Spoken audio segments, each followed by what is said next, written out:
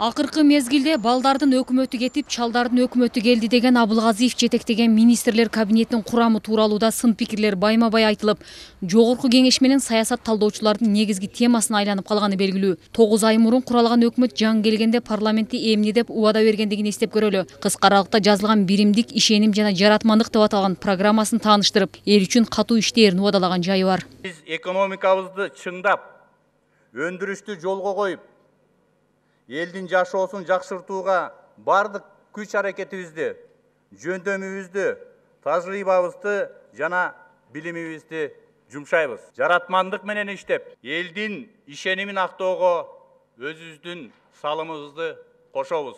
Бул курамда мурунку премьердин тушунда эмгектенген министрлер да, көпчүлүк коалициянын квотасы менен келген жаңы атка минерлер да аралашып, Айтор өкмөт курамы шашылыш түптөлө калгандай болду. Муну баамдаган эл өкүлү Рыскелди Момбеков дароо эле интернет чукулаган балдардын өкмөтү кетип, чапанын сүдүргөн чалдардын өкмөтү келди деп айтканы бар. Мындай сыпаттоого терикпеген өкмөт аймактарды өнүктүрүү жылын айылдарды таза суу менен камсыздап, жер-жерлерге жумушчу орундар түзүп, дымагы күч экендигин далилдеринде айтышкан.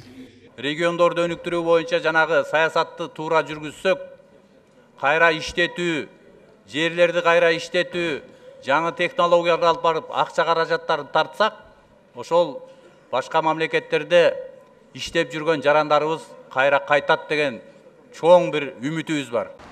Чукул дайындалган өкмөттүн программасын ичи жылыбаган эл өкүлдөрүнүн суроосуна конкреттүү программа менен күзүндө отчетко келип тааныштырабыз деген Абылгазиев апрелдеги жыйында депутаттарды жоошутуп кеткени менен күз бою көчмөндөрдүн оюну кышка даярдык деп атып, андан берде өкмөттүн жарытылуу программасы жарыя боло электиги айдан ачык. Депутат Исхак Масалиев айтылган убада аткарылбагандыгын, мунун негизинде да аларды алмаштырса болоорун билдирген.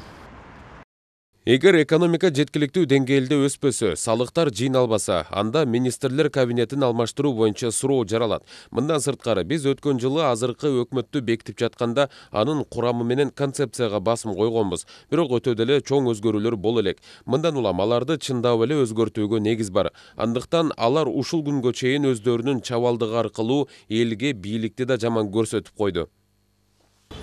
9 айда өкмөттүн жарытылуу иштебегендигин, андагы кадрлардын ар кандай иштерге кириптер болгондугу да далилдеди. Сүйүнчү жөлөк пулга муктаж болгон карапайым элдин кайгысын ойлобой, чет өлкөлөрдө саякаттап жүргөн социалдык өнүгүү министри Айыр ачылып жумуштан алынса, Түштүк Кореяда учакта чуу салам деген Зууракан Каденов аттуу соц министрдин орун басарынын жоругу тышкы иштер министринин эрдин шыпырылышына да таасир этти. Жыл аякта ар мезгилде ири суммадагы пара ала койгон транспорт жана жолдор министринин орун басары эле жоопкерчиликке тартылып тим болбой, тармактын жетекчисин жылуу ордунан жетелей кетти. Бул сыяктуу ызычуулардын баары өкмөттүн ишмердүүлүгүнүн көлөкөсүн түшүрүп, ачуу сынга калганы менен көзөмөлү жок атка минелер үчүн премьер-министрдин кылыгы ишайбады. Моралдык жоопкерчиликте тарткан жок. Менин оюмча бул бир эле министрликке тиешелүү эмес. Бул ушудан пайдаланып өкмөт, премьер-министр бардык министрлерге текшерип талап коюу керек. Отпускада болса, пускай едет хоть куда. Сөз жоқ онга. А если он на работе, если едет в командировке и чогуу семьясын алып барса, это, конечно, неправильно. Былтыркы жылды аймактарды өнүктүрүүгө арнаганы менен элеттер шумдук өнүгүп кетмек түгүл, олуттуу жылыш деле байкалбагандыктан, жаңырган жыл деле кайрадан аймактарды өнүктүрүүгө багытталды. Бирок ай аяктап баратканы менен жылдын эмнеге арналгандыгы айтылмак тургай. Күчүнө кирген 5 кодекс менен 2 мыйзамдын запкысын тарткан эл эми министрлер кабинетин түкүрүк өкмөт деп атай баштады. Анткени мыйзамдарды иштетүү механизмдери тыкыр иштелип чыкпай, карапайым элди олчогон айыппулга чыгууда. Өкмөттү дайындаган, колдогон эл өкүлдөрү өздөрүнүн ишине өздөрү баа бердиби Айтор өткөн жыйындардын биринде ар бир иштеп кеткен өкмөттүн ысымы болоорун эске салып, буларга да эл койгон атты ыйгарууга аргасыз экендигин жар салды.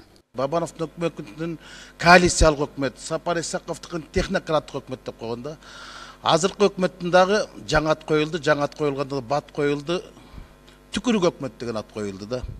Эчен бир жылдардан кийин эки киши эстей албай калса, бири-биринен сураса, баягы өкмөтчү баягы, кайсы десе баягы насыбайчыга налог салган түкүрүк өкмөт деп айтат.